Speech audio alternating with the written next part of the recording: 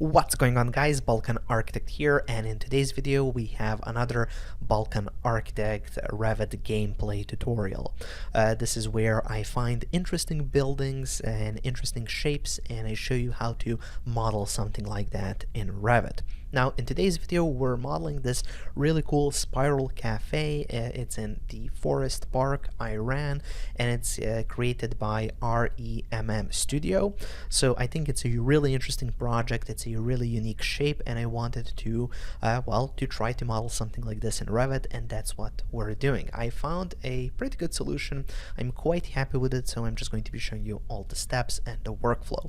Now, before we actually jump into Revit, I would just quickly like to ask you to check out my website, balkanarchitect.com. I'm going to link it up just below this video in the description, and then also up in the cards above. There you can find all of my Revit courses. I have over 130 hours of content, and it's where I can kind of take the extra time to go slowly, step by step, and explain all of these complex topics in Revit completely kind of in depth and give you the best learning experience. Now, also on my website you can find some of my customized, ready-to-go Revit templates. You can find some of high quality, highly realistic Revit families that we offer, and also there is a plugin that might interest you as well. Okay, so now without any further ado, let's jump straight into Revit.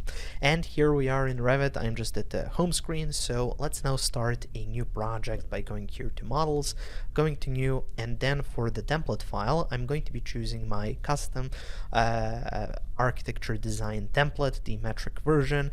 Now, as I said, this is available on my website, and I'm going to be linking this template up in the cards above, so check it out if you're interested.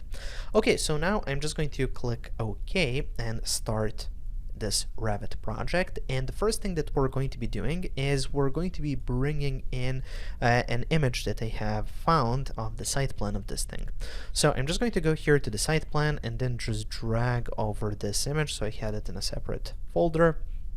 And this is what the site plan looks like. Kind of looks like that yin-yang shape a little bit, kind of.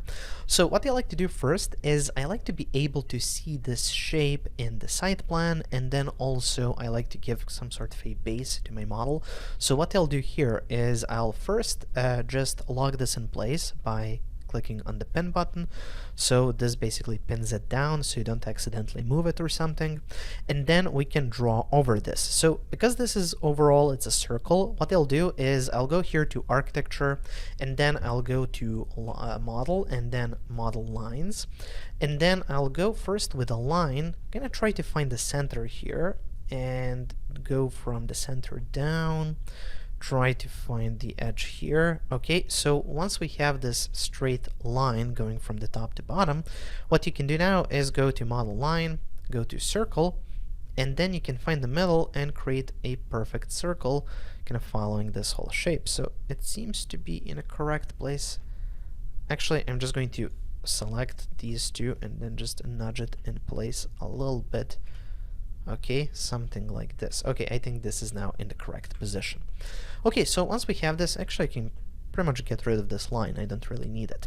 So the next step is going to be to go here to modify, go to split element, SL is the shortcut, and then find here where these kind of where this kind of goes off to the arc, and then find here this edge, hit the escape key a few times, and then you can delete this part. Actually, I'm just going to bring this in a little bit further. Okay, so once we have this, the next step is going to go to Architecture tab, and then go to Model Line. And here you want to pick Tangent and Arc. What this is going to allow you to do is basically to place arcs, and it's going to look pretty much like a spline. See how it's kind of organic, doesn't break anywhere? So you want to go with something like this, and then kind of finish this whole shape. So let's go like this, like that, gonna come in here. So here it's kind of going to the other side already. Click here. So I'm not going to be too perfect with this because doesn't really have to be too perfect. It's our project, so we can change it a little bit if we want. So anyways, I'm just going to go like this and then just kind of stop here, and you just click on that endpoint and that's going to stop that. And as you can see, now we have this kind of flowing line. Okay, so once we have this in place, now we can get started. So what I'll do next is I'm going to place a set of reference planes here that are going to help us build the surface, the curved surface for this roof, because kind of 99% of this project is the roof, and then the rest is easy. So what I'll do here is go to reference plane, and then let's place a horizontal reference plane like so. And then let's center it a little bit, and then let's place it. Actually, I'm just going to go a little bit further out like that. Go to copy, and then let's copy it once here, 2, 3, 4, or even 5 times. Really depends on what you're doing. Let's go like this. So let's have 5 in total. Okay, so this one is kind of there in the center, and then this one can come closer in like that.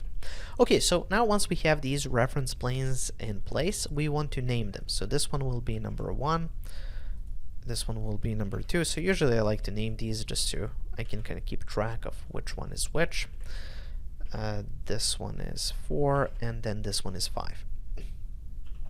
Okay, so once we have all of this created, we can go to the 3D view, and the beauty of using these model lines is the fact that now, well, you actually have this in place, so you can actually play around with these lines in 3D space. It's not something that's only here in the site plan.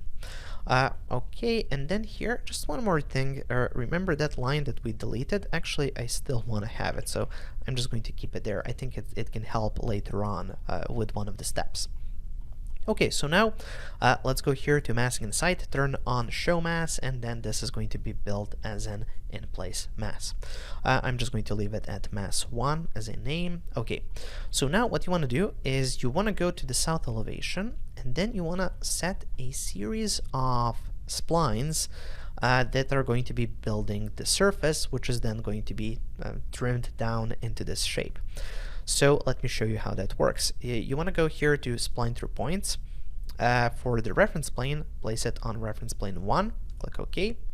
And then here, make sure it's set to draw on work plane, because it's going to snap to those lines and it can go horribly wrong, so you just want to make sure to set it to that. And then you can just create a simple kind of spline with a few points. And then you can move those points around even if you want, so we can kind of spread them out a bit more, and there we go. So now if I go to the 3D view, this is what we have. Then I'm going to select this. Well, actually I can select the whole thing. Go back to the site plan, and then let's go here to copy, and we actually want to copy it multiple times. So make sure that multiple is selected. You click here on the reference plane, and then you basically copy it on each one of these reference planes.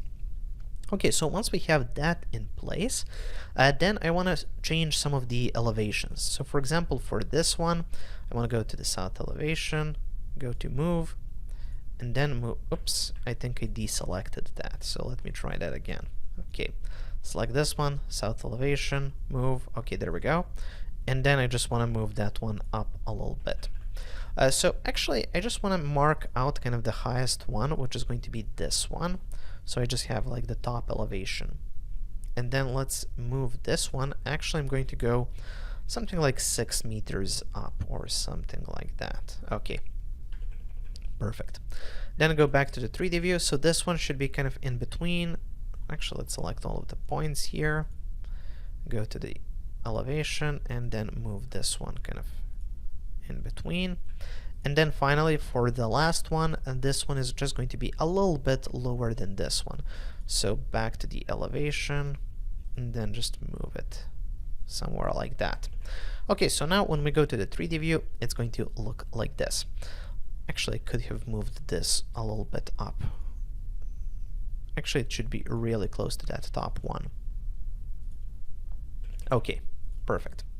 Okay, so once we have this in place, now we will start to kind of play around with the way that this is shaped. So what I'll do here is now I'm just going to leave this flat here on this side, and then I'm just going to start lifting these points up by selecting the points and then using this little gizmo to help me kind of position this. So we can go up just a tad here. Perfect. Then for this one, let's see. So you're just kind of trying to figure out that shape, how it's going to look. Here I want this one to go up a little bit. This one I'm actually going to go down, and this one go down a little bit, and so on and so forth. So you're just kind of playing around here with the points, and you're kind of creating that shape just by manipulating the points a little bit. Okay, so we have something that looks like this. Okay, this might be just a bit too high. Okay, like that. Then this one, again, I want this to be a bit higher, like that. This one can stay where it is. This one can go down, and so on and so forth. So you're basically playing around and trying to figure out like the whole shape, which is then going to be carved out, and we're only going to be leaving this part, like the one that's illustrated by the green lines. So this one should be a bit lower, this one too, and this one here as well. So this can go down a little bit. So basically this shape kind of goes, this is the highest part. So if you're just looking at the green circle, so this should be kind of the most elevated, and then this should go down. So it kind of goes, spirals up a little bit. So that's what I'm trying to recreate here. Perhaps move this one up. Okay, so that's that. Then move this one up here. So I know it's a little bit repetitive, and it might get a little bit boring just to move these around, but yeah, that's how you create these shapes. You don't really have any other way of generating this type of kind of free form shapes apart from this. Okay, so let's bring this one, actually let's bring all of this way down. Yeah, something like that, and then it can go up from there. Perfect. And then just the same thing with these. So I'm just going to bring this down, and of course at any point you can play around with the little view cube and use that to visualize this from different angles. That's also a really good thing to do. And then for this one, let's see, just a little bit down. Okay, I'm happy with this. Let's see, this point can go up, and then this one can go like up to there. Okay, so we have something that looks like this. Now, this might not be like the final shape. You might have to come back in later and make some changes, make some edits, but let's say I'm happy with this for now. So let me just fix this up just a little bit. There we go. Okay, so once we have something that looks like this, once we have something that's kind of almost there, I'm just going to create a selection of all of these lines and then go to create form, and it didn't work for some reason. So sometimes this might happen, that's annoying, so you basically just select a few of them, create form. Okay, it has a problem. I think it has the problem with these being so flat, so let's see. So sometimes it's or most of the times it's just a question of moving things just a little bit, and then Revit kind of figures it out. See how it just needed that little bit of a change, and now it works. Okay, so now we have this basically a surface. Now we have to carve out this part here. Now the trouble is we would basically have to have like a we cannot really create a shape that looks like this and then carve that out. We could do something like create a circle. Oops, let me set this to, let's see. So if I set this to draw on level 1, okay. So if you have a circle and then like a circle in the middle, so this is basically this part, you can't really cut with this. So if you select two of these and try to create a void, it's not going to work. So what you need to do is basically you need to cut this with two kind of half circles, if that makes sense. So I'll show you how that works. Basically what you want to do is set a work plane to be at level 1. Then you just go here to the line tool, and remember how we have that center line here? Just go out like this. and then you can create like a rectangle that basically kind of follows the shape of this, and then you bring it in up to here like that, and then you switch to an arc, and we basically create kind of the outside arc of this side. So we can now select this, we can turn this into a void form, and it's just going to cut through this and cut that one side. And now we just have to repeat the same thing on the other side. It's just going to be a bit more complicated because of this shape. So again, we just go here to line. Let's start from this side now. So just go all the way from the outside, finish that shape, go up to here, let's see, there, and then what you need to do is, here we can switch to an arc, go up to here, here we can do an arc that goes like that, and then for the rest of these I can just use pick lines, so I can pick out this line, and just kind of continue selecting these green lines that we've placed. So see how it's useful to draw that in the beginning, and then it's available in 3D at all times. Okay, so now you select this thing, and let's see, okay, yeah, looks good. And you go to create void form. Now, once this extrudes, you also want to select the bottom part. So you just hover over the one of the lines on the bottom, and you hit the tab key a few times until it selects that bottom, and then I like to extend that just a little bit further just to make sure it's cutting this properly, and we have the shape. See? It's the exact shape that we wanted. Now, as I said, you can always come back and edit this shape, so you can always use the tab key a few times. So let's see. So you select the shape. No. So you use the tab key a few times until it selects that surface, see? And then you can go to X-ray, and then you can actually come and find any one of these points. So you just use the tab key, and then you can move them. Now, sometimes it's going to break the surface, sometimes it isn't. So you can just kind of play around with that and try to kind of manipulate the surface a little bit if you want or if you need. Sometimes it works, sometimes it doesn't. So let's see here, will it work? Okay, so here, for example, it worked, but I actually don't want that change. So let me just go back here. Okay, so that's basically how you can edit this later on. So once we have all of this in place, actually, I just want to bring down this point here. So let me just edit that. So what I'll do is I'll try to locate this point here and bring it down a little bit. Okay, that worked. Bring this one down a little bit. See how that point here, it's going down now. Don't have to go all the way down, but basically get it as low as possible. Perfect. So now when I click, see how it's down here. Okay, we might have overdone it. So again, just use the tab key a few times and then select one of the points. And then here we can bring it up if it's a bit too much. Okay. Okay, there we go. So I think now it looks good. Okay, so we have kind of fixed it a little bit. Okay, so once we have this, hit finish. It's going to finish that shape, and now you just turn it into a roof by going here to massing and site, roofs, and let's use a basic roof. I'm just going to change it, so go to edit type, duplicate this, and let's make it 70 millimeters or 70 centimeters, just to have that extra thickness. Okay, click OK. Select the surface, create roof, and there we go. So now we have that roof there. Now what I'll do here is I'm actually just going to select that, if I can select the mass itself. Okay, perfect. And now if I just go here to the south elevation, I actually want to move it up by the thickness of the roof. So I think I should be able to do that. Let's see. Yeah, I can. Okay, so let's move it. Let's not go 70, but 60. Okay.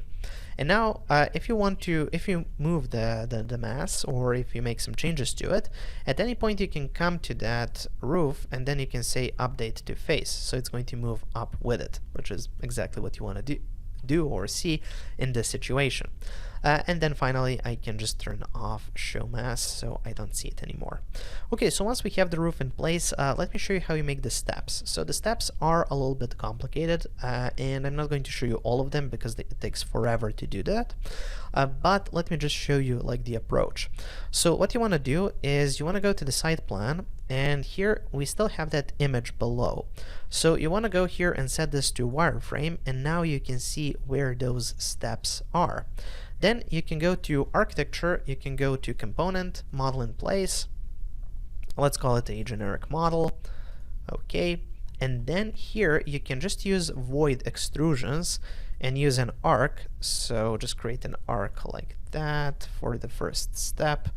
And then you can just gonna whatever to complete that shape. Hit finish, go to the 3D view, and then you can just extend it here. So for example, this will be your first step or something like that. And then you can cut that geometry out of that out of the shape, so we can move it up a bit. Oops. So you don't want to overdo it. Yeah, it can work like this. Then you would go back to the site plan, you would go back to create, void forms, void extrusion, and then just repeat the whole thing. So go from here to, I don't know, like here for the second step, and then just kind of complete that shape. Go to the 3D view, hit finish, and then just readjust that to go like this, and then you just cut. So we kind of have that second step. And then we go back to the site plan, and we go back to create, and we go back to void extrusion, arc, and then go from like here to here, like so, and then make sure to grab the whole thing. Go to the 3D view, finish, and move this whole thing up, and then just kind of adjust it to wherever you want that step to be. So for example, if it's here, you can go to cut geometry and so on and so forth. So basically you would follow this and you would continue kind of carving out steps out of this thing. So that's basically how you create the steps themselves, and it looks really good. Now for the walls of this restaurant, I guess, what you can do is you can come in here, and actually what I would do, okay, so it goes up to there. Okay, so let's go to our level 1 view, and then in level 1 I would just go to architecture, wall, and I would use like the simplest wall, so something like interior wall. Use pick lines, give it a generous offset, something like 30 centimeters, and then offset that to the inside here, and then just kind of follow the whole shape all the way around like that, and complete it here. Okay, and then this side, I'm just going to pull this in all the way up to here, because I just don't want to go up to this kind of angle. But anyways, we can go a little bit further. Okay, so once you have these walls, and you can, I think, select them all by using the tab key. Okay, now you go attach top base, you select this roof, and it's attached to the roof. And then you can replace this with a curtain wall, which is going to work much nicer. So we select the curtain wall, and it's going to place a curtain wall there, and then of course you can make modifications to the curtain wall, you can make it look nicer, and so on and so forth. But that's basically the approach I would use. Obviously, to get the exact thing what we've seen in the image, so let me just show you here. Yeah, so to get something like this, you would need probably a few days of work just to fine-tune everything and get the shape to look exactly like that. But I think this is the approach that I would use, and this is the way to do it. So if you perhaps do this and can complete the project, please send it to me on Instagram or something. So I would like to see that. Okay, so anyways, if you want to get this Revit project file or any of my other Revit project files, you can find those on my Patreon page. I'm going to link it up just below this video in the description, and then also up in the cards above. That's where I upload all of my Revit project files, so you can check them out there. Thank you for watching, guys. Make sure to check out my website, balkanarchitect.com, for more Revit courses.